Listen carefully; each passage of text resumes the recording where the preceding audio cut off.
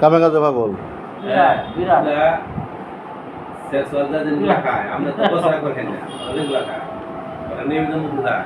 নিয়মিত মধু খায়।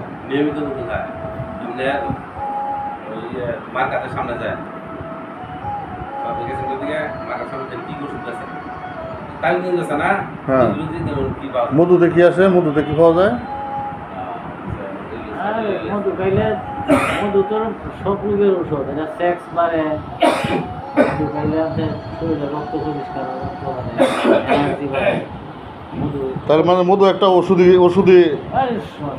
গুণাগুণ ভালো না? রোগের মহা ঔষধ মধু মধু মধু মধু কালো জিরা আর মধু, কালো জিরা আর মধু দুটোই গুণাগুণ ভালো।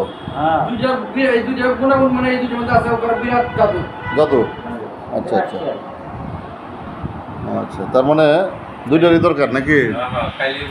হ্যাঁ, তাহলে আপনারা সবাই কালো জিরা আর মধু ঘরে সবসময় রাখবেন, খাবেন, বল শক্তি ভালোভাবে পাবেন। তাছাড়াও আরও অনেক গুণাগুণ আছে যেগুলি হয়তো আপনারা বুঝে নেবেন। তো